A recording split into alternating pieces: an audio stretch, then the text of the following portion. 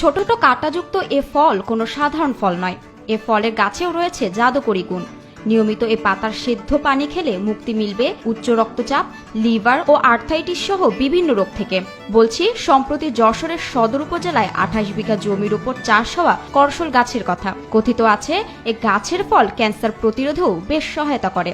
আমার মায়ের শারীরিক সমস্যা ছিল, ডায়াবেটিস ছিল, অ্যালার্জির সমস্যা ছিল। আমি কবির স্যারের কাছ থেকে কিছু গাছ নিয়েছি। গাছ নিয়ে আমার মা কিন্তু অনেকটা সুস্থ। এজন্য আবার নতুন করে গাছ নিতে আসছি। চা মানে লাইফটা ভরপুর, চা মানে ইস্পাহানি মির্জাপুর। বিদেশি উদ্ভিদ টক আতা বা করসল গাছ, এর বৈজ্ঞানিক নাম অ্যানোনা মিউরিকাটা। অনেক দেশেই এই ফলটি ক্যান্সার প্রতিরোধক হিসেবে পরিচিত। শুধু ফলই নয়, এ গাছের ছাল ও পাতা লিভার, আর্থাইটিস সহ বিভিন্ন রোগ নিরাময়ে কাজ করে। এই গাছের পাতার সেদ্ধ পানি নিয়মিত খেলে মুক্তি মেলে উচ্চ রক্তচাপ থেকেও। এত গুণাগুণ আছে বলেই দিন দিন এই গাছের বাড়ছে চাহিদা। তারই ধারাবাহিকতায় যশোর সদর উপজেলার চূড়ামনকাঠির মল্লিকপাড়ায় 28 বিঘা জমির উপর শুরু করা হলো করসল গাছের চাষ। শুধু করসলই নয়, সাথে ননি ফলের চাষও করেছেন এখানকার উদ্যোক্তারা। আমরা করসল নিয়ে বর্তমানে কাজ করতেছি। করসল একটা ভেষজ উদ্ভিদ। এই ভেষজ গাছ দিয়ে আমরা, এটা হচ্ছে সায়েন্স ল্যাব থেকে প্রমাণিত একটা ওষুধি গাছ। এই গাছটা হচ্ছে নাম করসল। এটা হচ্ছে টক আতা ফল বলা হয় এবং এই গাছটা হচ্ছে ক্যান্সারের বিরুদ্ধে কাজ করে।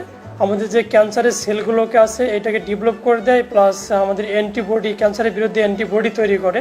এটা আমরা বিভিন্ন রোগীদেরকে দিয়েও প্রমাণিত। বিভিন্ন রোগী, আমাদের অনেক রোগী ভালো হয়ে গেছে করসলের পাতা এবং করসলের ফল এবং এর সাথে সংমিশ্রিত করে ননি ফলটা দেওয়া হয়। বিশেষ করে ননি ফলটা ক্যান্সারের মহা ঔষধ বলা হয়। প্রথমে কাটিং করে এ গাছের চারা রোপণ করা হয়। এরপর গাছ বড় হলে আসে ফল। জানা যায় এই ফলের সাথে ননি ফল খেলেই মিলবে ক্যান্সার থেকে মুক্তি। হ্যাঁ, এখন তারা ভালো একটা ঔষধি, তাদের জন্য ঔষধি কিছু গাছপালা নিয়েছি। তাদের মোটামুটি এখন দেখা যায় আমি ডায়াবেটিক্সের কিছু ওষুধ নিয়েছিলাম, তারপর একটা ইনসুলিন প্ল্যান্ট গাছ নিয়েছি। এগুলা তাদের সেবন করে আলহামদুলিল্লাহ খুব উপকার পাচ্ছে। এদিকে ঔষধি গুণাগুণ থাকায় দিন দিন বাড়ছে করসলের চাহিদা। তাই দূর দূরান্ত থেকে মানুষ আসছে করসলের চারা নিয়ে যেতে।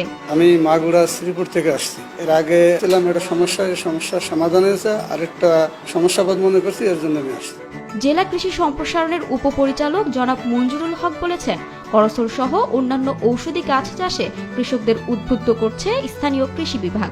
ঔষধি বৃক্ষের জন্য আমরা আসলে বৃক্ষরোপণ মৌসুমে আমরা কৃষকদেরকে উদ্বুদ্ধ করি যাতে ঔষধি বৃক্ষের রোপণ কাজটা অব্যাহত থাকে। তো মেডিসিনাল ক্রপ আবাদের জন্য আমাদের সুনির্দিষ্টভাবে কোনো পরিকল্পনা ওইভাবে আমরা এখনো বাস্তবায়ন করিনি। তবে স্বাভাবিকভাবে আমরা আগ্রহী কৃষক, যেমন এখন এখানে ননি ফল, করসল, জিনসেন এ ধরনের আবাদ তারা ইউটিউব বা বিভিন্ন মিডিয়া থেকে তারা পাচ্ছে, সেগুলোর ব্যাপারে আমরা তাদেরকে প্রয়োজনীয় সহযোগিতা বা পরামর্শ দিচ্ছি। মাহমুদা মুন্নি, নিউজ 24।